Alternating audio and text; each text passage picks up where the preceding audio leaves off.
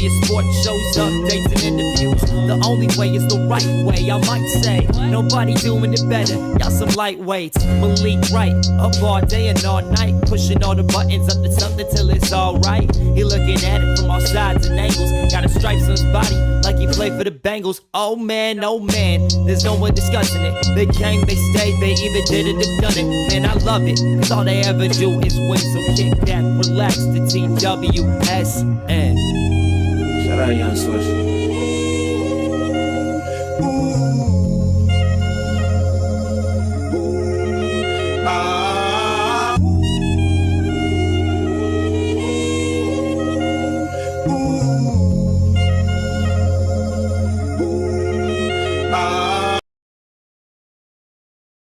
Guys, for tuning in to another episode of State of the Jungle with Malik Wright, presented by the Right Way Sports Network. I'm your host, Malik Wright, joined by my co-host as always. We've got Evan, we've got Logan, we've got Daniel, we've got Jimmy on the ones and twos, got Marissa in the studio. We have a jam-packed show.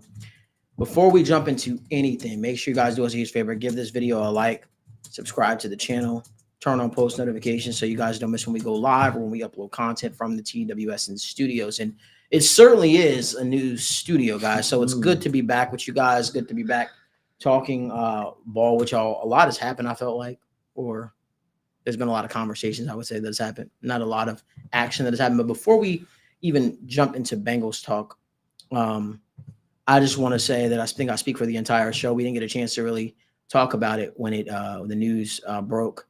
Our entire thoughts and our prayers goes out to Colts Nation for the passing of Jim Irsay. It was really awesome to see how cool Irsay was to a lot of Bengals fans, especially during the Super Bowl run, playoff run, when a lot of Bengals fans couldn't afford, to go to a game. So, he's always been, at least when I was watching Jim Irsay, it seemed like he marched to the beat of his own drum. I know Colts Nation is definitely feeling it, and our thoughts, our prayers are with Colts Nation, are with the Irsay family. But we want to jump into Bengals talk. First and foremost, I don't know if you guys have noticed, we changed the studio up a little bit. Just a little bit, just a tad bit. Change. Some gave him something light. But I appreciate the boys for being patient with me. I haven't been doing the best with health, but I'm working to get back 110%. So you'll be hearing a little bit more from Evan, Daniel, and Logan tonight. And boys, I think that we should really start off with. I think we should probably start off with maybe Shamar Stewart, right? The conversation surrounding Shamar Stewart. Shamar Stewart is the Bengals' first round pick. He hasn't been practicing amidst a contract dispute with the organization, and apparently it's just over the finer details of a contract. But he's been instructed by his agent to sit out or to hold in, if you will. But he's been showing up to practice. I just want to get you guys' overall thoughts, because that would make the Bengals now in a dispute of some sort with their first round pick, pass rusher Shamar Stewart, and their sack leader and the NFL sack leader, Trey Hendrickson. So the two guys that you're expecting to wreak havoc and bring the most pressure on the quarterback this year, you don't have those guys' contract situations figured out, and you're sort of in limbo. I want to get you guys' thoughts on this whole thing. Evan, I want to start with you. Yeah, got my my little cozy cupboard over here, man. My new digs, courtesy of the big man Malik. Shout out to him for upgrading the set a little bit. But no, with Shamar Stewart, man, I guess if you're saying the fortunate thing is that he's not one of those players who needs a lot of practice and reps to develop. That's a good. In all seriousness, I don't think this is necessarily anything we need to be hostile toward, Shamar Stewart about, is like, oh, you're trying to hold out, like the dollar amounts are set. This is between the Bengals and his agent, kind of nitpicking final language about future guarantees and whether or not those guarantees would void and trigger under certain circumstances. It's not uncommon or unusual necessarily to have holdouts. I know Joey Bosa, I believe, with the Chargers, and his rookie contract was an initial one that also had some holdups over offset language. Sometimes teams will also say, hey, if we cut you in 3 years and someone picks you up, we don't want to be on the hook for paying you for those extra 2 years of your 5-year deal if they want to keep you. they should have to pay for that. So not saying that's necessarily what's happening here, but those finer details, that's what's getting haggled.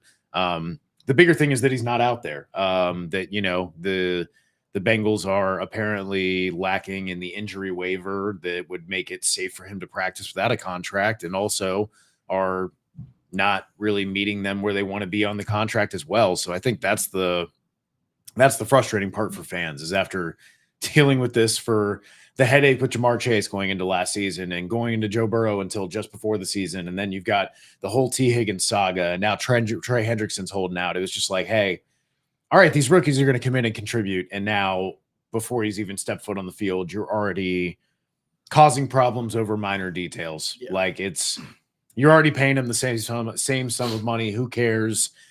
If the most catastrophic thing happens, you're probably going to honor the contract anyway, right? Like, that's where I come at. So, like, what are we really debating here? Yeah, I agree. I mean, just in general, it's just pretty frustrating overall. Not for any side specifically. It's just one of those things that, you know, it's your first contract. This shouldn't be anything that's leading to an argument. That's leading to these discussions. That's leading to anything other than just, let's get you on the field. We're happy to have you in the organization. Let's get out there. We want to start coaching. We start doing all these things. I think that's just the frustrating part about it from a fan standpoint. I mean, we all know the kind of player Stewart is, and he, you know, it would be nice for him to get out there and start practicing and doing all these things. Yes, he's present. That's great. But again, it's just frustrating that it's little stuff holding up both sides that, you know, it's just one of those things, because, like, obviously if you're him and you go out there and you get hurt, now it's like, well, shit, I shouldn't have been out here. And so he's like, I'm just going to wait. And then, like, we'll just practice. It's just an annoying little back and forth. I don't think anybody's truly at fault. It's just one of those things that it's going to play out. I'm not worried about it. There's no way in hell he's not going to be here. Yeah. There's nothing bigger that's going to come out of it necessarily. It's just one of those things that are to get done when it get done. It can be as annoying as it wants, but he's going to be here. He's going to practice. It's not going to be some holdout all the way up until the season, or, you know, come to a bigger issue than it already is. It's going to get done whenever it gets done. We can all be frustrated with it as much as you want, but it's everybody's fault. It'll get done. It would just be exciting to see the guy practice, and I think that's all that everybody's worked up about. It's your first round pick. You want to see him out there. You want to do all these things. And as much as we want to see that, that's not necessarily fair to him to be out there without these things. It's just one of those things that it's just annoying, but it's nobody's at fault. It just is what it is, essentially. Totally. And when we look at Bengals fans as well, guys, like, there are 9 other first round picks that are not signed right now. So it's not like, at least from my perspective, it's not the end of the world for me, right? And I'm not going to go out there and say Shamar Stewart is totally at fault, because you also have to look at it from the other side, right? And this is just kind of my mindset of where we've seen with the Bengals. It's almost like the boy who cried wolf, right? It's like, hey, every single contract negotiation a lot of times has been the Bengals' fault. They're the ones at the holdup. They are sticking with where they're at. The Trey Hendrickson, and then, you know, even the Ja'Marr Chase, T. Higgins, Joe Burrow, those are the 3 guys who they went above and beyond to change their stripes. So for me, it's like, hey, I'm going to wait a little bit longer to really look at Shamar Stewart and say, hey, you're potentially ruining your career, because that's what some of the headlines are saying right now, right? Shamar Stewart is already a bust. Shamar Stewart is trending towards bust status. I'm going to hold off on that. I would like to see him practice. It's nice to see these other guys when you look at everywhere else, right? The Buccaneers, Emeka Egbuka, getting extreme praise from their team. You got guys, whether it's Travis Hunter, so many of these other guys are already gaining reps, and just it's important to be there, and it's important to get those reps. So that's why it sucks. But I'm going to hold off for a little bit. But that's what kind of gives me a little bit of a doom and gloom sense of this offseason. I've got more of an optimistic look so far, than I would say what the entire public has. But this is also, it's just not a good omen for what this Bengals offseason is looking like so far. So, I mean, I get it. It's not. I don't think it's really time to panic. I just think it's because the Bengals are in a contract dispute with Trey Hendrickson. It's also getting a little bit more attention probably than what it actually deserves. That all being said, I do agree with a lot of sentiments in the comment section. This is a guy that you want to see out there. This is a guy that you hope can get those reps. And this is a guy that you hope can be a productive member of this Bengals defense in year 1, right? Yeah. But I want to move to a positive note. I want to talk about a guy that everybody is saying and singing the praises about right now, and they're saying he's emerging, and that guy's name is Jermaine Burton. Everyone's saying Jermaine Burton Jermaine Burton looks like he's going to take the wide receiver 3 job. That's difficult to do when you got Mike Gesicki there, who is the wide receiver 3 effectively in this offense. But all being said, I do believe in my heart that Jermaine Burton is going to turn the corner. I think Jermaine Burton is going to impress a lot of people this season. Did any of y'all happen to catch Yoshi Voss's interview, though? He did. Mm-hmm. Well, he said he did an interview today, and he's talking about how the Super Bowl is he's talking about the Super Bowl being, the team's priority. And he says, basically, with the 3 of us, we know that anything is possible, or something along those lines, alluding to himself, Jamar Chase, and T. Higgins. Yeah. I thought that was very interesting. Number one, you love to see that confidence from a young player. But I also think that's Andre Yoshivas putting his flag in the sand, so to speak, saying, I'm wide receiver 3 on the offense. You want to see that type of a confidence out of that. Although I will say this, for as confident as Yoshivas is, I still feel like there are still pillars of his game that we're hoping to see improve, right? 107 yards, I believe he had last season, something along those lines, 24 receptions, something along. But he had a lot of touchdowns. And I understand that that's the reason why a lot of people are excited about it. But I still think competition is great. I think competition breeds success, right? If you look at it, I think Jermaine Burton and Andre Yoshivas are going to be fighting, effectively for that true quote unquote wide receiver on the depth chart role. And, I would even say throw a guy like Charlie Jones in. Charlie Jones should be competing as well for this role. The Bengals are deep at wide receiver. The question is, who can stay healthy? Who's going to stay healthy? Who's going to stay healthy and who's going to be able to take advantage of those opportunities? But what do you guys think of the talk surrounding Jermaine Burton? Joe Burrow says Jermaine Burton's head is in the right place. He's matured. He's taking the next step. Everybody's saying the right things about Jermaine Burton, which is drastically different from what we heard last offseason. Daniel, what are your thoughts? Yeah, I think for me, and this kind of goes to our conversation where we talk about depth, right? I think depth is such an important part of a team. And when we look at the Bengals right now, the depth at the wide receiver position, it's not strong. It really is. And you look at it, right? There were 27% of, snaps that weren't allocated to Jamar Chase, T. Higgins, or Yoshivas last year. So whether that's Charlie Jones, Jermaine Burton, that wide receiver 4 is going to get reps, and they are going to need to be played, whether that's, hey, knock on wood, an injury. Jermaine Burton is going to have to play this year. And I think that the Bengals are going to have to rely on him in spots. And I think it's a big thing. And when you look at Jermaine Burton versus Yoshivas is a safe option, right? And he's a good receiver, but Jermaine Burton is the guy that you hope can be in that spot opposite of, with T. Higgins, Jamar Chase, and hopefully it's at Jermaine Burton. But I just look at it and I say, hey, at the end of the day, the Bengals need Jermaine Burton to be good because Charlie Jones is a slide-in piece. But respectfully, right now, I'm not going to rely on Charlie Jones right now. That is a worst-case scenario. Hey, if somebody goes down, if Jermaine Burton is not playing well, if Yoshivas even goes down, you hopefully have to rely on him, but I don't want to rely on him. And that's why I think it's so crucial that Jermaine Burton is at least looking well so far. So I think this could be a broad statement with every other position, but I think that the depth is extremely important. I'm fully confident this goes to a larger point. If Jermaine Burton can step up and be that wide receiver that we think he could be, I don't have a lot of concerns about this team, respectfully, because at the end of the day, we have concerns about the offensive line. But you paid Jamar Chase, you paid T. Higgins, you paid Joe Burrow. If you have those 3 guys, and I look at the season the Bengals had last year, I think 9 times out of 10, I think you make the playoffs with the season that they had last year. So I think if Jermaine Burton can really step in and step up and be a wide receiver 3, I think this Bengals offense is going to thank him extremely well. So I think he's playing with house money because it's not like he's being forced to be a wide receiver 3 right now. I want to push back a little bit on that notion. Yeah. You say you don't have a lot of concerns about the team. I disagree. Fair. For me, the defense still got to play. Yep. Okay. Yeah. And it all starts with, and hear me out, Al Golden, I believe in him. I believe he's going to be a good defense coordinator for the Bengals. I believe in some of the pieces the Bengals have. Yeah. But for me, the biggest question, I don't care that you signed Shamar Stewart, right? I still want to know, outside of Trey Hendrickson, who is going to provide you pass rush on this team? Who's going to provide you, scratch that, consistent pass rush on this team? Can this team take the next step from the pass rush department? It can't just be a one-man show out there, because guess what? When we get into later seasons, I hate to say it this way, and Knicks fans will probably kill me. I don't want the Bengals pass rush situation to be looking like the New York Knicks situation, meaning you get towards the later stages, the playoff month, so to speak, or when you should be competing for a playoff spot. and the pass rush is nowhere to be found because Trey Hendrickson's burnt out because he's getting double teamed, triple teamed, and dealing with a whole bunch of nonsense. Yeah. I need the pass rush to take the next step this year before I feel any comfort level in anything. Because guess what? Whether respectfully, what I'm about to say, and he's a friend of mine. The Bengals offense doesn't give a shit if Jermaine Burton does good or not. It doesn't matter if Jermaine Burton does good. Joe Burrow threw for 40+ touchdown passes with Jermaine Burton, showing up to practice late, getting out of bed late, being caught at the casino and all that. The problem is not the offense. The wide receiver 3, no matter how much Yoshi Vaz says, oh, I'm that, or Burton looks that, it's effectively Mike Gesicki, which is why he was rewarded with the contract he was rewarded with. That all being said, this is all going to go back to the defense. Who on the defense is going to show up?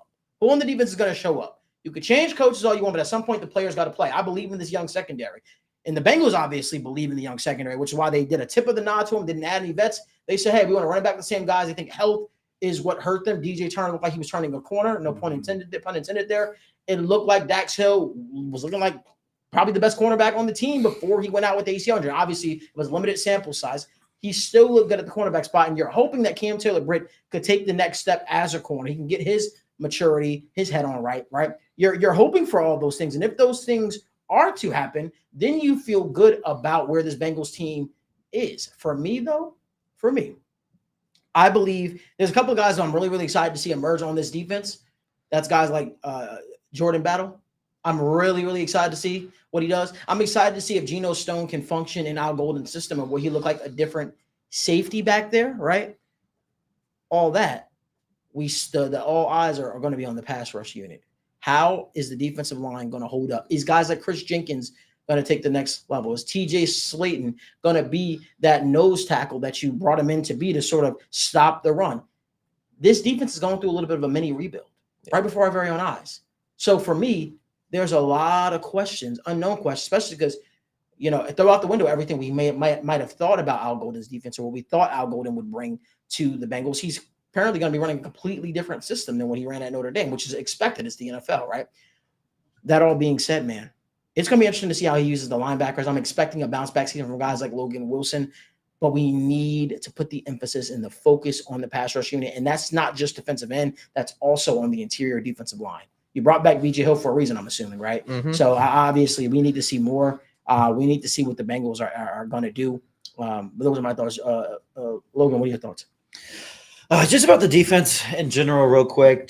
I'm pretty excited to see the linebacking core. I know it's got a lot of turnover, and I know it's kind of maybe not the flashiest position, deemed the most important position. But I think the Bengals linebacker room for so long, no matter the play, it's been a very old school unit, and it's been that way historically forever. And obviously the position is changing, but there's just as regardless of what we want to say about the Demetrius Knight pick, he's a fun player. We can complain about his age and the process and all we want, but I think he should be a good NFL player. We all know how much I love Barrett Carter, Orion Burks. There's so much just more juice, athleticism. There's just so much more excitement. There's just so much more to bring in that room that I feel like could help mask the flaws of, maybe both the potential of the secondary and the defensive line. Obviously, none of those guys. So? I mean, a little bit, nothing crazy, but I think a good linebacking core helps everything a little bit just because they're the one unit that's kind of responsible for both the pass and the run a little bit. I think it really depends on how Golden is planning to use the linebackers, right? Yeah. If he used them more like a prototypical how Lou used them and didn't blitz necessarily all the time with them, I think that's a lot to ask on young guys, which I guess is why you bring in a guy like Warren Burks, because you're expecting those guys to take the next step. That all being said, man, I'm confident in this linebacker unit, but again, make no mistake about it. A lot is still going to be tasked on Logan Wilson to bring those young guys along. For sure. Barrett Carter, intelligent player. Demetrius Knight, intelligent player. You're expecting those guys to pick it up pretty quickly. We still don't even know what the hell is happening with Jermaine Pratt here, right? I have no idea what's happening with playoff P. But at the end of the day, when I look at it, man, I say this Bengals linebacker unit outside of Logan Wilson and Warren Burks is pretty inexperienced. Absolutely. Right. Yeah. But as far as experience goes in the Bengals system and this Bengals defense, outside of Logan Wilson, it's inexperienced everywhere. So for me, I think we need to see the next step with the linebacker unit. I don't want to put too much onus on them. I think in the future, these guys can be very, very good. I think that the second half of the season is going to look a lot better than the first half for these guys. I expect a lot of missed assignments. I expect these guys to have a quote unquote some growing pains. But I also think that Al Golden was brought in here to bring a lot of these players along, right? Yeah. And to work with these young players and to develop. There's going to be some sort of maturation process with these guys, even for a guy like Demetrius Knight, who came in and was a second round pick. At the end of the day, for me, the biggest question mark, you could have the most standout linebackers, pass rush, pass rush, pass rush. And hear me out. It's something that I believe in full wholeheartedly. You have to earn the right to rush the passer. What does that mean? When you hear the term earn the right to rush the passer, what does that mean? Okay, that means doing the little things correct. So when those opportunities present themselves, guess what? You can take full advantage of them. If you do not earn the right to rush the passer, that's how you find guys like defensive ends, defensive tackles flat on their asses because they don't know what's coming. So what I mean by that is, right, when the first and second down, or even the first down, when they're handing that ball off to that ball carrier who's fresh, ready to rock, trying to rush for 1,000 yards. trying to rush for 100 yards in that game. You need to make sure you mind your P's and your Q's. You need to make sure you're stopping the run. You're being mindful of your gaps. So then when the pass rush come, you're hopeful that you probably got these guys in long distance situations, 3rd and 13, 3rd and 10. And then guess what? That is what we call earning to right to rush a passer, because at 3rd and 13, 3rd and 10, I can assure you it's not going to be a run call unless they're up by a significant margin. So you have to earn the right to rush the passer. And I don't think the Bengals defensive line especially did a good enough job of that last year, which is why you saw them getting gashed at the end of games in the run game. So for me, I'm not disputing solely on what you're saying. I just think that for the first half of the season, we need to see much more out of this defensive line. The Bengals have invested so much into this defensive line. We need to see guys like Myles Murphy step up. Right, you can show me all the training camp videos and all the off-season workout of him hitting pads and all that means jack shit to me. We need to see it actually show up on game film. And guess what, Zach Taylor? Hopefully you get your head out of your ass a little bit, and maybe we see these guys in the preseason a little bit, just because it's very clear they need them. That is when you figure out what you got. Yeah. Right? You can assume all you want when you're going up against the same guys day in and day out. But at some point, you need to see what these guys look like against real levels of competition. Put Myles Murphy out there. You know what Trey Hendrickson is. Maybe you want to put Trey Hendrickson out there for a drive to make sure he didn't lose a step. But you know what he is. Put Myles Murphy out there. Put Shamar Stewart out there. Put Joseph Ossai out there. Put them in compromising situations so that we can figure out how they deal with the pressure. That is where I'm at. But at the end of the day, the pressure needs to be on this defensive line unit from day one. You need to know what you have in these guys from day one. So that way, when you're in a big-time game in November, in December, you're not like, oh, Trey Hendrickson has played so many snaps. Oh, he's clearly hurting. We need to put him back out there. No. You need to make sure you play these guys a significant amount of snaps so you know what you got. And you also rotate them in throughout the season. So that way, when they're finally getting in there, during these big spots against the Pittsburgh Steelers on Thursday Night Football, against the Baltimore Ravens in Baltimore, it's not like they're a deer in headlights. That needs to be done with. This program, this staff has been in place for far too long to still be operating like a first or second year group. Play your starters, play your guys in the preseason, let them knock off the rust, and don't tell me that our players don't have rust, because clearly the last couple of seasons have proven that they have had rust. So I've been kind of holding my tongue, biting my tongue, waiting patiently to say what I needed to say, and that's where I stand on everything. Evan, what are your thoughts? Yeah, I just to tack on first what you were talking about there. The defense doesn't need to go from terrible to lockdown. It doesn't have to go to top 10. It might not even need to be top 15. It might need to be the 20th best unit if you've got the offense playing like it did last season, and arguably it could even be better, right? There is reason to expect that, or to expect them to just have more of the 25 and 30-point games than they do the 17-point games, right? The defense just has to be like what the Cowboys were in the last couple of years. And what made the Cowboys defense great was because you would get the splash plays, you would get the interceptions, you would get the tackles for loss. You might get gashed for 2 runs straight where they get 10 plus yards. Yeah. They might get 8 yards and then another 7. But then after that first down run where they, just first down run, here we go, 1st and 10, they get 3 yards, 4 yards, 2nd and 6, they get a tackle for loss and suddenly it's 3rd and 8. They get a sack and suddenly it's 3rd and 10, 3rd and 12, and then they get off the field. That's how the Bengals defense can find success without taking significant leaps forward. And when you think about that, like you talked about, when the Bengals were getting gashed, they couldn't generate these negative plays and then get off the field, right? They couldn't get pressure outside of Trey Hendrickson. Everyone's just holding their breath, hoping Trey can generate that play that puts them in a negative scenario where the defense can get off the field, right? You weren't getting that tackle for loss, except for the occasional Jermaine Pratt finally guessing the right gap and just flying through it. You wouldn't get it unless it was the occasional Jordan Battle flash or the Dax Hill flash. So you just need more of those consistently from the guys, and that they can rotate in that sense, like, yeah, you can do a Jordan Battle flash and a Shamar Stewart flash, but like everybody at least has to be able to pull a little bit of their weight into making that happen and being that cohesive unit that, again, doesn't take the leap from 28 or 30 to 12 or 10, but just makes it to the 20th best unit. 20. We're talking 20.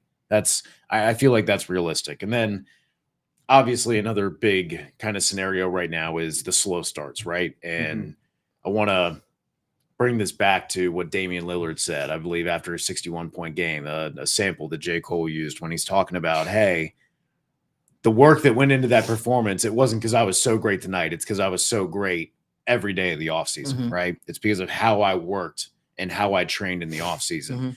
And I'd love to sit here and say, hey, first of all, even though I'm going to sit here and say this is not going to solve all the problems, I credit the Bengals for trying to do something different, right? Because you say, we haven't played enough in the preseason. We're going to do that. We're going to make a change. We're going to play more drives. We're going to get them more involved. Okay.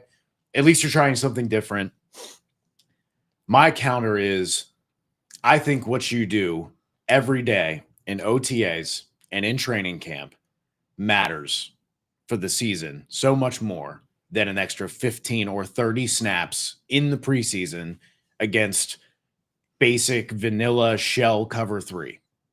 I just, yeah, they can say, hey, we wanted to get back out there. It's nice to get on the field. It's good to get hit once or twice, but how you practice, whether that's the intensity that you practice with, whether that's doing drills that translate more to in-game scenarios, whether that's, hey, we're pretty fucking good in between the 20s. We're pretty great in the intermediate spots. Maybe we dedicate more of our practice time to short yardage scenarios where we fucking sucked for 5 years. Yeah. Maybe we practice a lot more in those red zone scenarios. Maybe we practice a lot more of these high leverage situations. So when the game is on the line for the offense or the defense, we're ready and we're prepared in that moment, because those moments are going to come.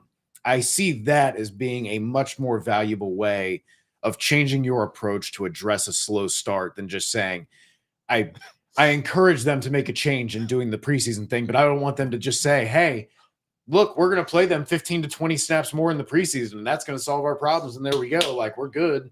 It doesn't sound like that's what they're doing, but I don't want to just write them off as, hey, problem solved. They're going to play more in the preseason. I don't think that extra drive or two, when no one's really doing anything exotic, is going to prepare you that much more than 2 months of more specialized or more intensive training. And I think in general, just going off the whole preseason and the practice and everything, and as you all know, we're all coaching football, and that's kind of something we're going through right now. And it's like it opens up the importance of practice and all this stuff so much more. We're trying to get the kids to buy into practice, into these drills, because like Evan said, what they do right now is going to translate so much more than what they do in scrimmages and all this stuff. But it's hard to get them to realize it. And, like Evan said, the Bengals are trying to do so many different things, but, being bought into the offseason and doing all these little things feels so annoying and feels, just whatever it makes you feel. But it is so important, as we're watching every rep, we're doing all these things, we're putting them in situations to test this, and that. Like, it's a controlled environment. The scrimmages only do so much. A preseason only does so much for you.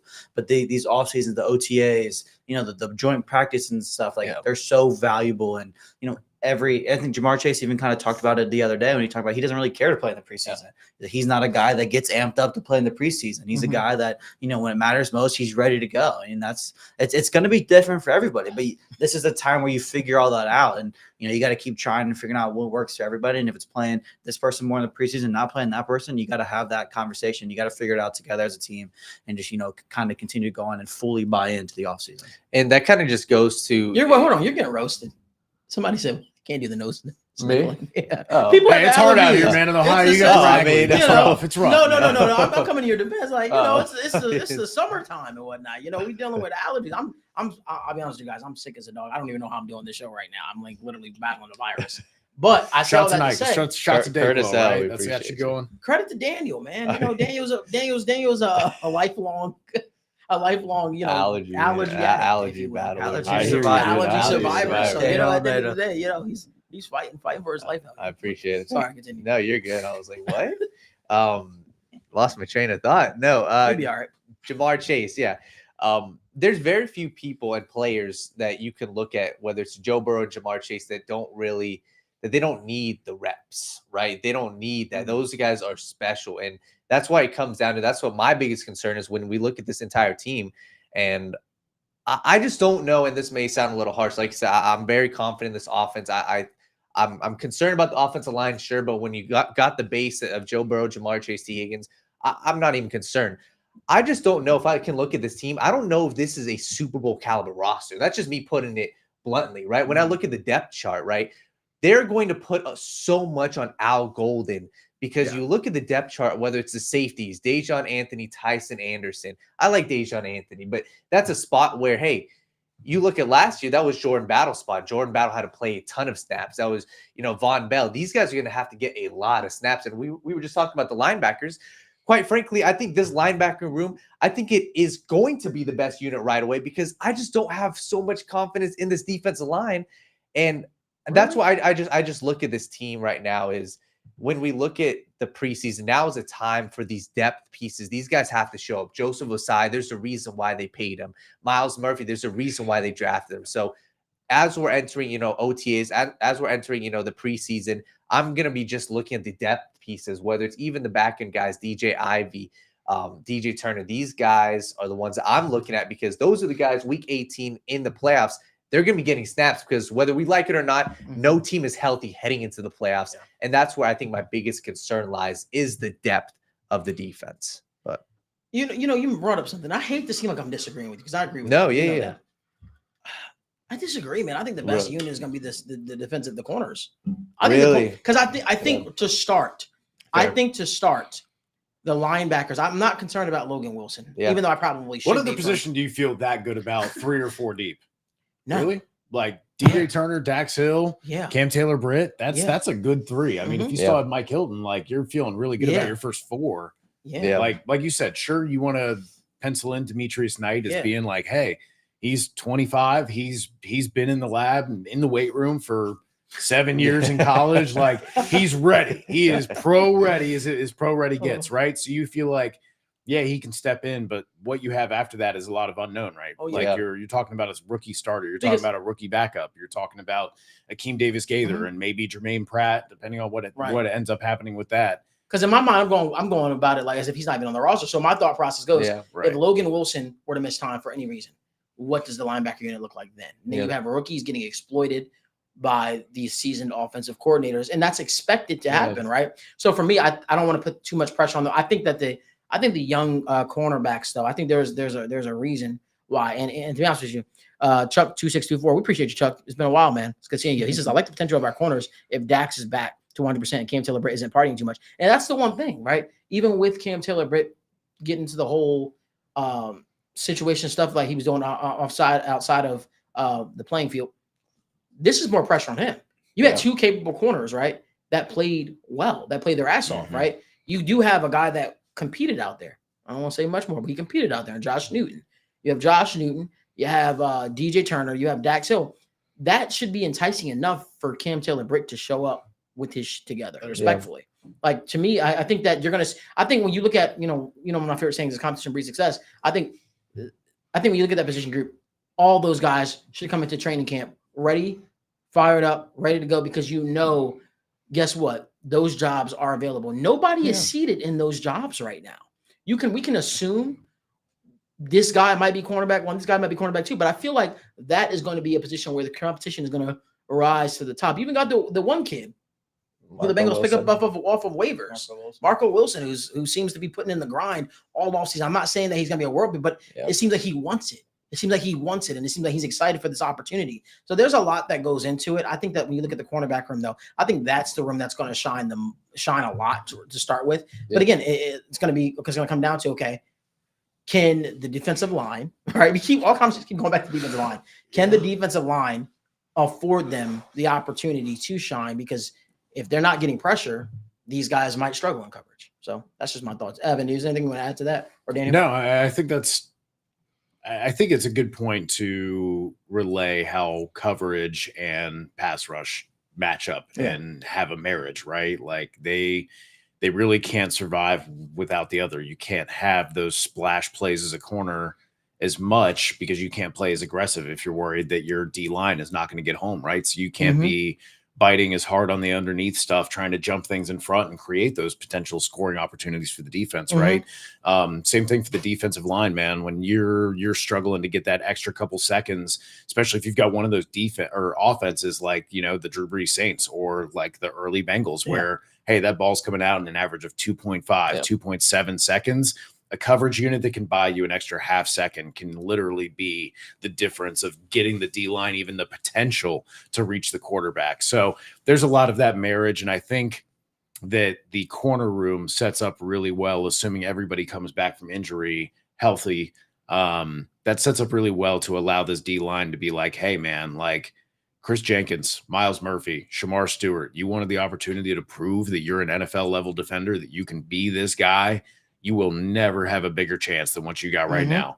The runway is wide open for you to take this because we're all happy to have a real nose tackle in TJ Slayton, but we got to stop acting like that's going to solve D-line depth problems. The amount of time that people told me during draft season that like, we don't need a first or second or third round D tackle. We got TJ Slayton. Oh my God, y'all. Like I'm happy to have him, but like that D-line depth is scary. And I saw somebody asking earlier, do we expect anybody to be added even post June 1st after cuts? And I know that everybody wants to hear that they're going to add a Dalton Risner, a Reisner, a Brandon Scherf, a Will Hernandez, any of these guys in the O-line. I think they like the 8 or the 9 that they have right now. As much as we might disagree, I think they disagree. And I think they like 9 or 10 of their guys on the O-line. And so D tackle is really the only place I could see them adding to this roster. And even then, after watching them pass on D tackle throughout the entire draft, I just don't know how. It's like guard last year when you were sitting there and you had so many opportunities to take a guard in the 3rd, the 4th, the 5th, the 6th round of guys just kept falling and they just didn't. And then they didn't sign any depth. And it was like, okay, they really just feel content with it. D tackle, O-line really feel like that right now, which is unfortunate. But that's the reality that we're living in right now. So we'll see where that takes us. And with the DTs in general, I mean, like as we all have talked about so in depth of why we want and why it makes sense. And I think that could easily be a spot where they look post June 1st. And I think I don't want to say the writing's necessarily on the wall for it, but they signed 3 UDFA DTs. Like, not that means they're looking for another one, but like it probably means they're looking for another one to some degree. Like they're looking for that Josh. They're giving people opportunities to do something to make the J Tufele, the Josh Tufele. Yeah, there we go. I'm blending them together in my head. Hey, that'd be a solid good player. player. Yeah, we can really use that. Call that guy up. Exactly. Yeah. That's exactly the kind of player they could be looking for. And again, we signed 3 UDFAs in that reason. They're trying to get different looks. They're trying to get different bodies. Maybe that doesn't result in a signing. Maybe it results in visits, tryouts, whatever it is. But they're clearly looking for something at the position, even if it is just marginal depth or whatever it is. They are clearly looking in that area, and there are so many things why, again, they should be doing that. It just depends how big they want to go. Maybe they're happy with their 3 or their 2 UDFAs and their pathway player program guy or whatever it is. Maybe it's a Notre Dame guy, so maybe they're pretty excited about him, or whatever it is.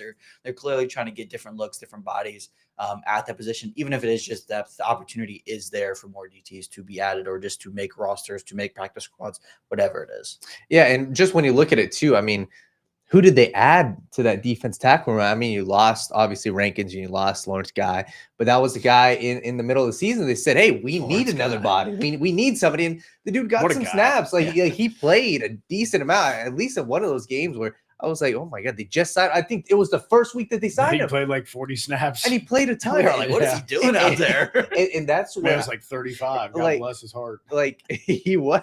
And I just remember that during the season, and that was, I'm sure a lot of the Bengals fans can attest, whether that's the running back position or the cornerback position. I agree with you. I think that defensive tackle spot maybe now is where they're saying, hey, we don't have to allocate a 2nd round pick, a 3rd round pick. But one of these guys that gets cut, maybe we bring him in and he's battling with McKinley Jackson, or, you know, just going to give us some depth, because you've got, right, maybe 3 guys in that defense tackle room that you're confident in right now, maybe 4 with McKinley Jackson. But besides that, 18 games or an 18-game season, that at some point that defensive tackle depth dwindles down. You got 4 total, right? Yeah, like that's 4 total defensive tackles, at least those guys that we're talking about. So I would at least be looking to see, hey, maybe one of these guys for 1 to 1.5 million would take it for a year. So yeah, for sure. Let us know down in the comment section what you guys' thoughts are. Again, if you like video content like this, give this video a like, subscribe to the channel, turn on post notifications so you guys never miss when we go live or upload content.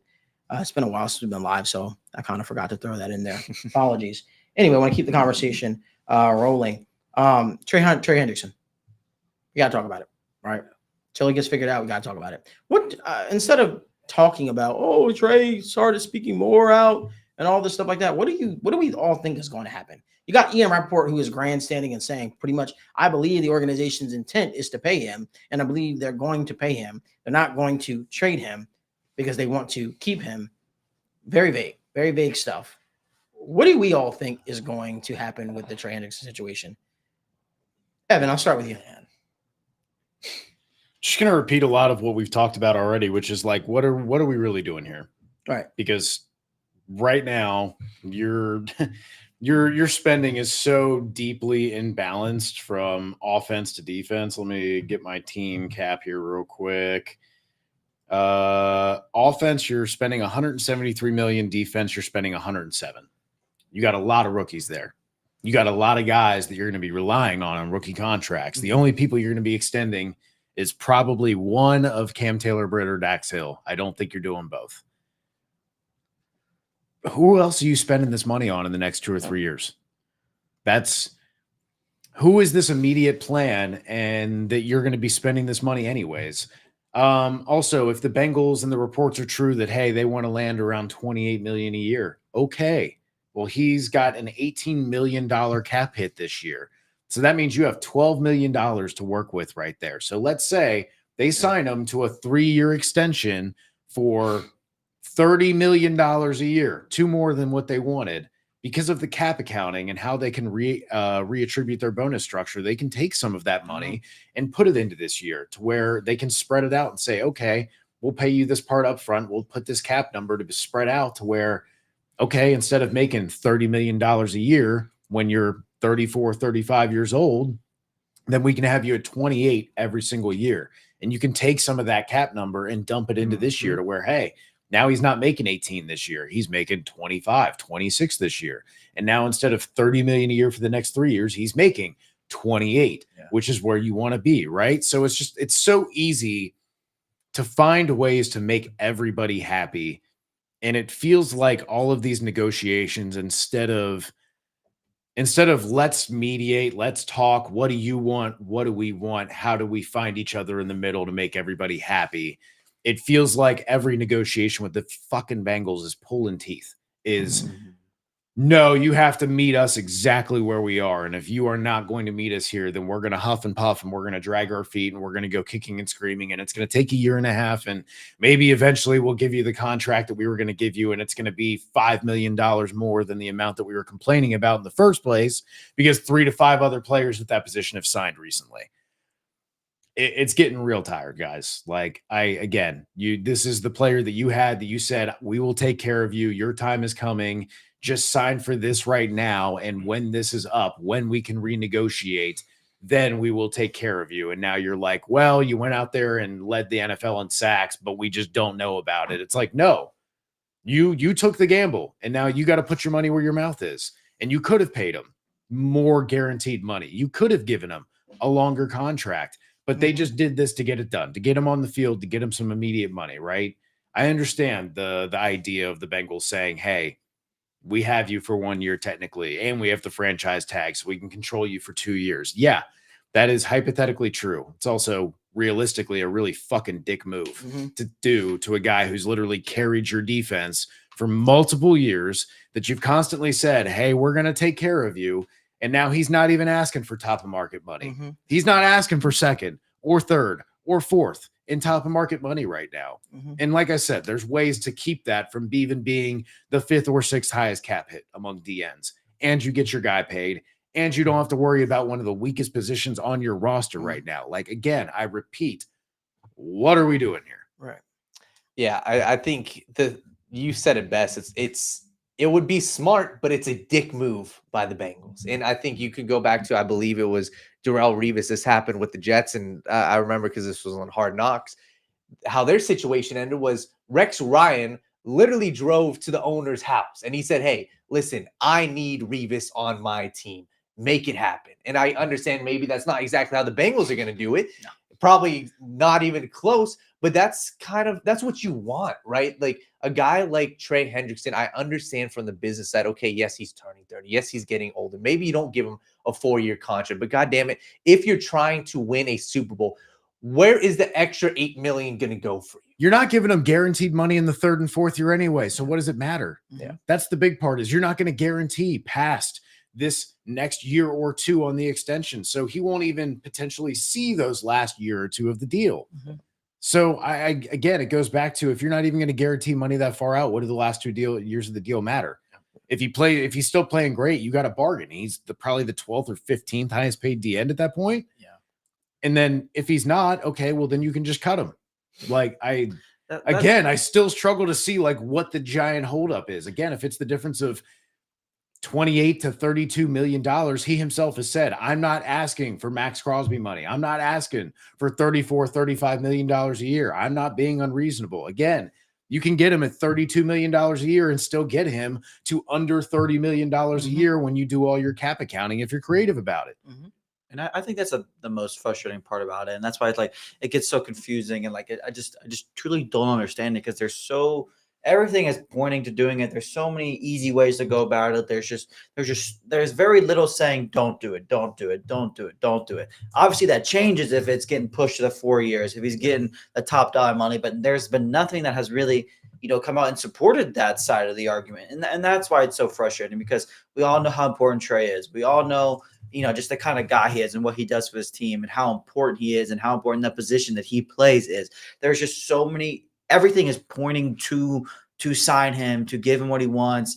And again, it's not like he's asking for anything. Maybe he is. We truly don't know exactly the holdup and what's going on, but there's just not much out there that would really justify this dragging on and being to the point where we're at. And that's why it's like, it's so hard to, to answer how we see it ending or this, that, because it shouldn't be at the point where we're at. And that's why it's like, well, I don't know what the hell is going to happen, because again, we should not be where we are. There's so many easy avenues of going about it. And that's why it's just like, I just figure it the hell out, get it done. Simple as that. And yeah, one last thing. I think I'm just kind of curious, like at the end of the day, I don't remember how many guys have actually sat out a full into the season. So I think that's what kind of concerns me of, hey, if the Bengals don't get this done, Le'Veon Bell. He was the one guy Chris who Jones. did without the season. How long did Chris Jones sit out? It was 3 games? 10 weeks before Le'Veon had to actually play. Otherwise, he lost a year. Yeah. That's the thing. Well, you just have no leverage as He a actually player. sat out the whole year. He didn't sat out the whole year. Maybe Bell he sat out did. the whole year. Chris Bell did. Jones sat out a little bit. I don't know how long. Chris Jones sat out for like 2 weeks. Yeah, not long. I just remember Yeah. sitting in the suite when they played the Lions week 1. I was like, this is not real. So, like, I guess that's the part where I'm just curious. Like, would Trey sit out half of the season? Let me Yeah. Let me play an analogy for you real quick. All right. So Evan's contract comes up, right? To renegotiate his deal to be a member of State of the Jungle. And maybe he's getting offers to work with other shows. And I say, you know what, Evan? I know what the going rate is like maybe 800 a show, right? But take a hometown discount. Let me give you 250 a show. And then Evan's like, And then you get wind. Another podcast host, show host, gets an offer, not of 250, but he gets an offer for 1,000 a show. And then yesterday's price isn't today's price anymore, but you already lowballed me to start with. But then I go to Evan and I say, hey, Evan, I really think that 250 would really help us out and make the show the best it could potentially be. Now he's pissed because he feels like he's being lowballed, not being appreciated. So then I come back and I say, you know what? The best that I can do, it's not right 250, but let's say I'll do 450. Then another deal comes in. Somebody else gets paid $1,250. You see, timing matters in all this, right? Timing matters in all this. Imagine someone with less experience, less productive, less great than Evan, making more than him, and then me approaching Evan, lowballing him. Think about that for us for a quick second. Think about that for a quick second. So put yourself in Trey Hendrickson's shoes.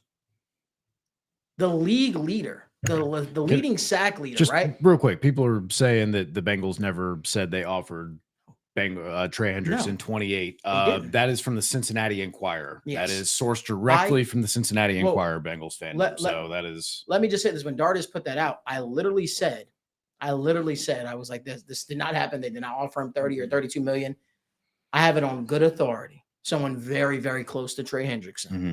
Very close. And I would never put contract numbers out unless I know for a fact, because number one, that's not even my business. Right. I know for a fact the Bengals offered him 23 million, which is why he was as pissed and as outspoken as so he we've was. got two sources here. We got Yes. the Cincinnati Enquirer and Malik. So I'm gonna believe that, and also believe that the Bengals wouldn't offer a good deal, because that's Yes. not what the Bengals do. I think if they offered him 32, the deal's done. Trey's out there. If they saying, would I have don't want offered 35. if they would have actually offered him 28 million Be done. long before the deal would have been Yeah. done. Trey is not looking to break the bank. Trey was not looking to be the highest paid. But guess what? At some point, respect has to play a factor. So if you start to disrespect me by me accepting 26, 28, 27, that was a bargain deal in itself. So if you're disrespecting me, of course, I'm going to now feel some kind of way. And therefore, I'm not going to be willing to give you that big of a leeway because you weren't willing to even work with me. And that's the situation that we're seeing play itself out right here, right now. It was disrespect from the initial offer for Trey Hendrickson.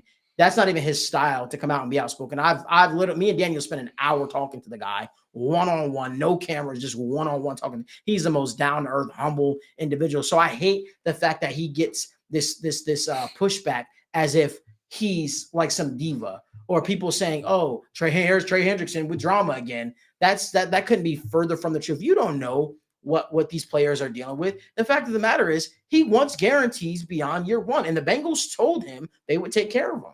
The Bengals told him that he was a priority. So now when it comes time, you're telling, hey, you know what? We're working on a deal with Trey Hendrickson, but you're not even communicating with him. You got Duke talking. You got all these different people talking, and he's finding out on social media, just like several other players have found out they were either cut, or there were rumors out there on social media. There has to be better communication between the Bengals and their players. That is one thing that I could say confidently. And that's why Trey Hendrickson was pissed, because, you look at it, got Zach Taylor messaging him saying, hey, if you don't show up to camp, you're going to be fine. Of course he's gonna be Andrew pissed. Van Ginkel is making as much as Trey Hendrickson. Y'all know who Andrew Van Ginkel is? That's the year, man. 31-year-old edge rusher for the Minnesota Vikings. But again, that's the level we're talking about when you talk about the disrespect. Like, I'm sure the people up there in Minnesota love some Van Ginkel. Don't get me wrong, man. But to act like he's touching Trey Hendrickson is wild, man. So yeah, that's to just add to the disrespect there that you were alluding to. Well, somebody says he took a team-friendly deal. It wasn't the Bengals being creative. Well, part of that was both parts are true. Well, let's be honest with ourselves. There was T wanting to be here in Cincinnati. There was that factor. T wanted to be here in Cincinnati. He wanted to complete this chapter. He wanted to win a Super Bowl. He wanted to be here playing with Joe Burrow, playing with Jamar Chase. He wanted to be here, right? But then there's also that other factor of, how unreasonable are the Bengals being in the T. Higgins negotiation, because they wanted him here too. But you had to understand, there's been so many missed games for a guy like T. Higgins throughout his Bengals career. And sure, he could have went elsewhere and got paid every bit what he was looking for. But is the quarterback situation going to be the same? Is the situation around him going to be the same? So I do think the Bengals built the contract in ways. There is a way T. Higgins could make upwards to $30 million. There is a way in his contract, I believe, which he could make the money. But it's incentive based, and that's part of the business that where you've got to perform. You got to do what you got to do. At the end of the day, their situation is completely different. Trey Hendrickson was the best on stats. He was the league sack leader. Right? He deserved, like, we should not be fighting him tooth and nail or on this. He really does deserve to get paid. Now, could he handle the situation a lot better? Sure. Does it put more pressure on the organization? Sure. Do Bengals fans have to deal with other fans calling the organization cheap and having a bad? Sure. But guess what? Unless Trey Hendrickson speaks out, listen, no one's willing to take that step forward and put the fire on the organization. This is stuff that will continue to happen for years and years and years and years to come, long after Mike Brown is the owner. So at the end of the day, I understand the Bengals standpoint, but I really understand Trey Hendrickson's standpoint. And the Bengals MO has always sort of been this. Hey, you know what? We're in a dispute with you, right? We're in a dispute with you. At the end of the day, we're going to protect ourselves. We're going to go out there and we're going to draft a defensive end for the just in case factor, a defensive end that can cause chaos. Obviously, he doesn't have necessarily the production, but when you talk about a guy that can cause chaos, few have done it better than Shamar Stewart. You just would like to see the chaos show up on the stat sheet. At the end of the day, I understand where it's coming from. Trey Hendrickson is, but make no mistake about it, Trey Hendrickson is deserving of his contract. I am pro players. I am. I believe these players deserve to get paid. And guess what? If a player is playing like shit, I'll be the first one to say, you need to get that money back or they need to cut him. I'll be the first one to say it. I'm big, but when you perform and you show up and you show out, I believe you should get compensated for it. That's just my thoughts. Yeah, I think just one last thing on the whole T. Higgins thing as well. This is the Bengals MO, and I think the T. Higgins thing was also special to where it was reported that they had the same agent as Shamar Chase. And as you said, first off, he changed agents. He wanted to be here. Yeah. And the fact that Shamar and Joe Burrow were so outspoken, I think that T. Higgins situation could have gone a lot differently if those things didn't happen. We got lucky it didn't. Totally. So I think that the Trey Hendrickson thing, it's not surprising. And that's why I'm curious to see who actually budges, because with the Bengals' normal MO, it seems like they wouldn't budge. So that's what I'm curious to see. Is this going to continue into the preseason? Well, how far are we going to get into it? Was a checkers move by Shamar Chase and T. Higgins to line up and get the same agent, because Rocky said pretty much Jamar's deal ain't happening unless T deals happens, and that puts your feet to the fire, because you're not going to even get into you're not going to even allow the Shamar Chase thing to fester even more than what it had already did from a subtle level. So I understand why it took place, and kudos to Shamar Chase, kudos to Rocky, kudos to T Higgins for standing on business, and Joe Burrow as well for being outspoken for his guys. He was even outspoken for Mike Gesicki. He was even outspoken for Mike Gesicki. He said, it's time to pony up. I'm tired of having a revolving door at the tight end position. Let's keep our guys in place. Remember what our offense did this year? Why would you want to mess around with that? Why would you want to mess around with that? Right? Few quick tweaks. We could be dealing with something a whole lot bigger than what we dealt with this season. I want to say too, just to the point of when we're calling these players greedy, right? Or we're calling these players divas, back to being paid what you're worth, right? And what you're owed. We're talking about nitpicking $1 million, $2 million, $3 million, $4 million a year, which is a lot to us, right? But to the billionaires that own these teams, to the billionaires that have these franchises and deep pockets and many assets that they can use at any point to leverage in their favor, right? Just to reiterate again, the difference between million and billion. Yeah. 1 million seconds is 11 days. 1 billion seconds is 32 years. That is the massive difference we're talking in money here. So when we're saying like, oh, the Bengals should be cheap or should stick this or should stick that, like there's plenty of franchises out there that are like, yeah, whatever. Like it's $1 million or 2 million. And you know what the Eagles are doing? Fuck it. We're going to push it all to 2029. And guess what? When the NFL deal comes back up with the TV deal, you're going to have a giant jump like you did in the NBA. And what happened when that happened in the NBA? A bunch of shit players got paid crazy money Brooks, because you had to spend it, right? Mm-hmm. But guess what? They're already spending it on good players. They're just waiting to pay for it until that year. That's being smart about shit. Like not every team can afford to do that, but there are ways to be creative like that. And that's when I'm just like, hey, like we can't sit here and we can say, hey, this player is worth that, but we can't sit here and say you're wrong for trying to get as much money as you can, whether that's with the Bengals, which We all hope it is, or with other teams. Evan, and one other thing too, I think it's hard for people to realize as well, right? These guys, a lot of times, they have 4 to 8 years to make money for the rest of their lives, right? And maybe they don't think like that, but this is once you touch, that million, you get your first contract. A lot of these guys get one more contract, and then think about the athletes. What do they do after? You don't want to athletes. Think about Byron Jones, dude. Byron Jones, literally his second contract, the year or two after he got it in Miami, couldn't walk.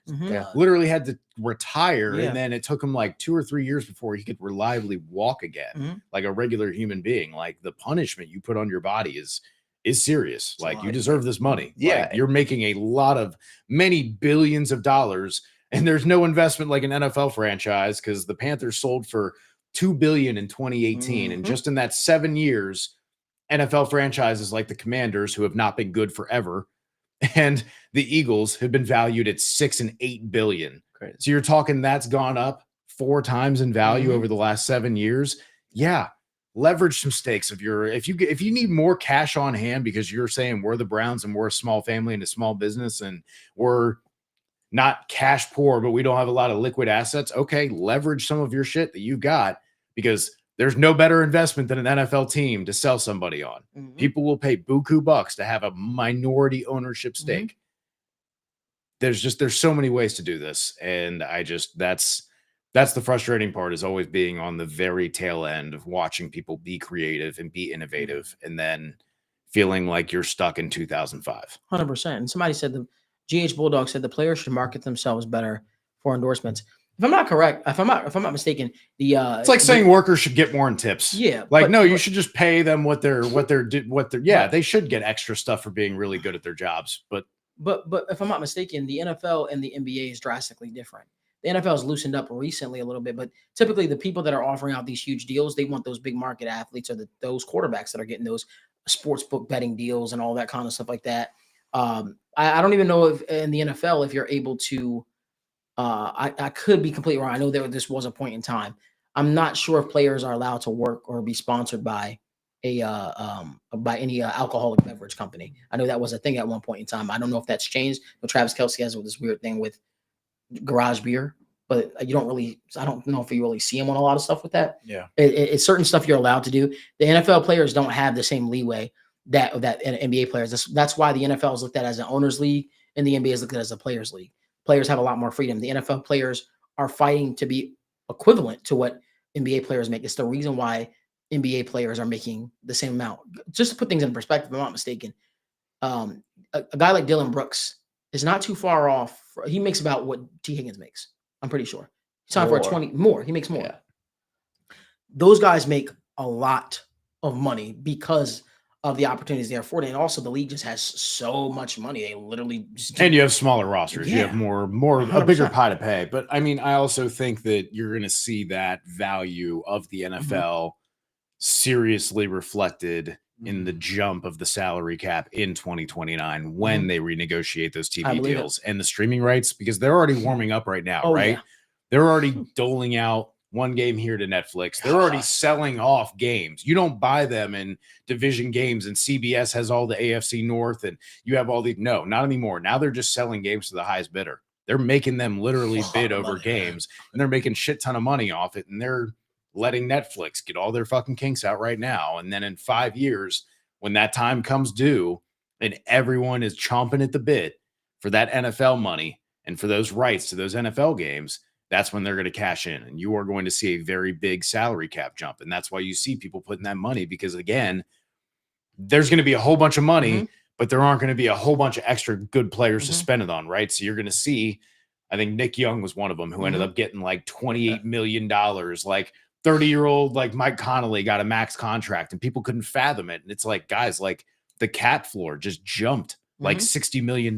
You have to spend up just to get to where you need to be competitive by the league standards. So it's going to be really interesting to see what happens to contracts when that time comes around. Oh yeah. It's insane the way that it's working now. And, like I said, a lot of players are fighting for the opportunity to make, a ridiculous amount of money. But to your point, the NFL has made strides as well. So I will say that the NFL has made strides.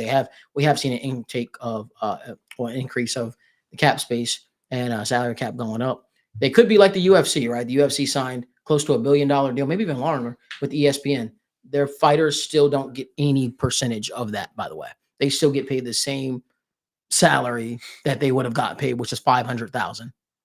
So think about it from that perspective. So it could be a lot different, but we're kind of just talking about it for shits and giggles. We want to see Trey Hendrickson get paid. We want to see Trey Hendrickson as a Bengal. I can see if he was just strictly a run stuffer, but he's literally excels at. He's elite at the one thing that NFL is always paying for, always looking for.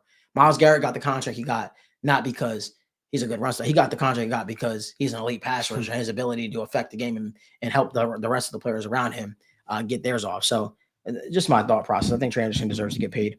I guess the last question I want to open up to the floor is, are the Bengals poised for a breakout year? They're talking about like this is the best offseason that they've had. Similar talk to how it was, right, when Joe Burrow was coming off the ACL tear, everybody bought and everybody dialed in, everybody locked in. I want to get what everybody's thoughts are, expectations are for the Cincinnati Bengals this year. Logan, I want to start with you.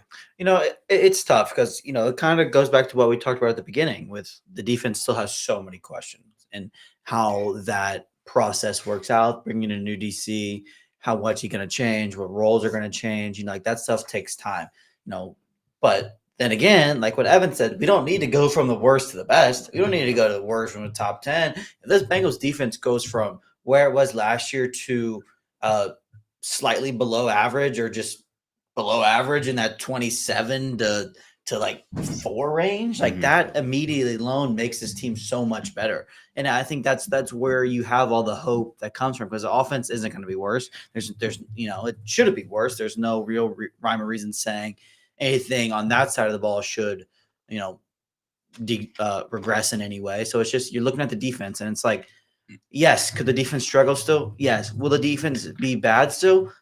Truthfully, it probably will still be in the bottom half of the league. But that difference between where we were last year and jumping up 5-6 spots and, and whatever defensive metric you want to look at is very realistic. And that jump alone takes this team from a team that just missed the playoffs to a team that's in the playoffs to a team that's, fighting for the 1 seed, winning the division. Like the margin of error in those games last year was so slim. So the defense just taking even a minuscule jump in turnovers and sacks and just, tripping the quarterback. He actually convert a sack or 2 more, like that, having a massive effect on the Bengals season last year would have been monumental. It didn't go our way a lot, so I think it's everything is there for the Bengals to progress into a playoff team. We all know how good this team should be.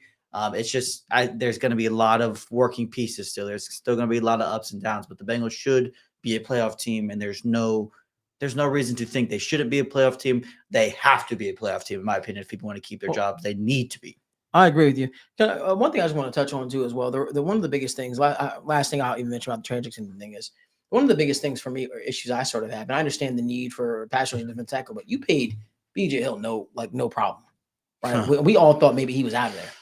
Yeah, you pay BJ Hill, no problem, and you're nickel and dimeling for a guy like Trey Hendrickson. I just think that I don't know, that doesn't make a lot of sense to me. But Dana, what are your thoughts? Yeah, no, I agree with you, and I think just looking at this for me, where I stand with the Bengals is it's the defense. You put it best. They're probably going to be bad at the beginning of the season, and that may sound like doom and gloom, but that's probably the truth for me. And this is how I kind of viewed even last year. As poor as the season went, as frustrating as it was, I still stand on the table. The football that I watched a team that I thought could have competed for the Super Bowl last year, and that's a fact. And maybe it seems like their defense was putrid, yes, and they didn't put together 4 full quarters. I understand that, but when I watched those playoff games, it was the Ravens versus the Steelers. I saw a game that was 14 points. I think the Bengals could have competed with the Ravens in that game. And then I see the Buffalo Bills versus the Ravens game. I think the Bengals could have competed. So when I see how their team looked last year versus how they looked this year, it's not going to, I don't think it's going to look a whole lot different. You hope that the defense looks a whole lot better, but we saw flashes of that team where you flip 2 to 3 plays and that is a playoff team. So I don't think that they're going to look a whole lot different. I hope and I am confident the defense from natural regression will improve. And I think, like I said, my concern is the depth of the defense, but all around, I've got my hopes high. I've got my, you've got the quarterback and you have the baseline for success with this team. And this isn't like a team where there are so many other teams. I hate to play this card, but you look at the Saints, you look at the Giants, you look at the Colts. There are teams where it's like, man, are we winning 4 games this year? I think the Bengals have a very high floor because of, I hate to say it, but their star 3 players and Joe Burrow. If Joe Burrow's healthy, I think your floor is 8 wins. So this team is one where you put it best. Heads will roll if they don't make the playoffs this year, as they should. So this team has a lot of expectation. Bengals fandom, what you're saying makes like no sense. It doesn't dispute what I'm saying. You're saying I feel like you're trying to dismiss what I'm saying. You're saying, well, BJ and Gesicki are getting almost 50% of their 3-year contract in 2025. He's talking about cash versus cap, and that's not the conversation we're having, because we're talking just overall cap numbers. Yes, cap numbers and reported contract numbers are not true 100% authentic, accurate evaluations and reflections of what the contract details. We all know this. Yes, we're not sitting here saying that Trey Hendrickson should get 4 years, $32 million, and it's fully guaranteed, and he's going to get that every. Yes, obviously that is going to be a large set of guarantees up front as a signing bonus, so they can spread that over those couple years. Yes, that is going to be a lot of guarantees in year 1 and year 2, and probably none after that. We said that. We get that. We know. Like, I've been up here screaming about the A.J. Brown contract being funny money, and the Tyreek Hill contract, and the Devontae Adams contract, and we were talking about Justin Jefferson and Jamar Chase, because I was saying they were not real $30 million contracts. They weren't real $35 million contracts. They were so much stacked with void years, and there's a $50 million cap hit in 2028 for A.J. Brown and Devontae Smith. We know, dude. We're just saying hypothetical numbers here, man. We can. He's saying he wasn't disputing anything we were saying. He was okay. I just want to make sure. I know he's also talking to people in the comments and like, we get the cash versus cap thing. When we have actual numbers, like, we'll dive into like, hey, here's what the cap number is, and here's what the actual cash number is, because we see that with Brock Purdy, right? Brock Purdy's a great example where the agent reported contract numbers, and everybody goes, oh, whoa, holy shit. But like he's saying, where the guarantees come from, you look at it, it's, I believe, like a 3-year prove-it deal where the team has control, and then suddenly it's like, oh, okay. So like, like the agent reported numbers and the actual like cash per year that you pay out, it's different. Because the agent always has to win and make himself. Well, the agent has to, but then the team gets their moment to say, hey, well, actually, it wasn't as bad as it looks. Like, that's here's the real. Right. But you give that player that moment, right? They get to report that through, Rappaport and Schefter, and do their victory lap and, repost it on their agency Twitter and say, hey, we get the most money. And then you look at the real details. By the way, side note, just want to bring this up. It seems like Jalen Ramsey's getting released from the Dolphins. It seems like that. How much money they'd lose. He's kind of alluding to a new chapter and all that kind of stuff. Maybe post-June. Yeah, he'll be probably post-June cut, because he did tweet the other day 5 days, right? Yeah. And now it's like what, 3 days or 4 days until the end of 4 days. Yeah. I know some people have been asking about Jermaine Pratt. Maybe that's the scenario for him. Maybe when they're feeling more comfortable about where they are with Demetrius Knight, they maybe move on. Maybe they have him stick around and say, hey, like, if you're willing to stay here and you can rework that contract, and like you really think that you can be the best guy out here and earn that starting opportunity, we'll give you the chance to. I just think that for the money that you're like we had kind of talked about it in nauseating pace. You're not paying anybody. You have the cap to do it. The cap's going to go up next year as well. Like, I think that I think you're faced with, you're in a situation in which you could afford to pay Trey Hendrickson, and it wouldn't break you at all. Again, just who are you paying? Who would you dedicate that money to on the defense in the next 2 years that you would sign, right? Yeah. Again, we say you bring back one of Cam Taylor-Britt or Dax Hill, probably not both. Maybe coming off the injury. Jordan Battle, right? Maybe Jordan Battle's not up yet. So maybe after the next year. Yeah, after the next year. The only other question would be Osai, if he has a great year. But again, you're talking $8 million a year. But then you're even talking about it, like, make no mistake about it. His agent still won him. Like, even though he had a down, his year wasn't great. He got most of his sacks production in the last 7 games. Yeah. You look at the teams that were playing. I'm not just trying to downplay it. I don't really read too much into it because I didn't really see. But then who knows? Maybe I'll go to and unlocks it. My thought process is, though, you look at it, though, if Joseph Osai has a breakout year, He gone. That's respectfully. That's the way I look at it. I'm like David Mulgeta is going to cash in. You look at what some of these other guys did, right? They got paid $5.5 million, $5 million, $6 million. He got paid what? Seven can make upwards $7 million or something, something along those lines. So like I think that, you know, it's just my thought process on this whole thing. Anyway, listen, we've been live for an hour and 14. It's been good being back with the boys. Hopefully you guys like the new studio. I like the new studio. I think that a lot of time and effort was put into this thing. I'm excited to see everything continue to mature and everything's, you know, fully come together. I've got something big happening here. We're just waiting to confirm a day. You may have saw me drop a little teaser on social media.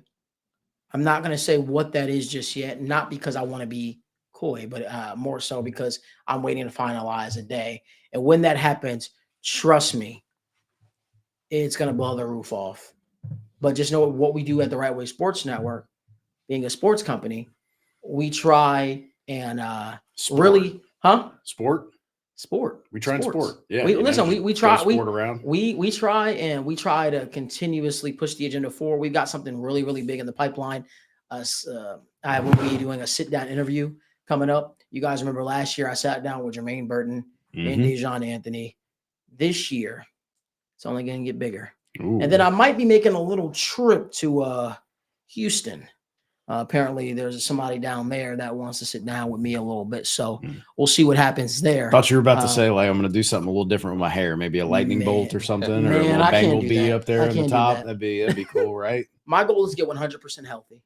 Yes. And then first things first, because I got some things in the pipeline that I'm really excited to share with all y'all. I appreciate you guys for hanging out with us and for waiting for us to go live again. It's been a while, but I'm excited to be back with the boys. Somebody said any non-Bengals show coming up. We've got some things in the pipeline. Me and the boys were actually talking, and we're talking about.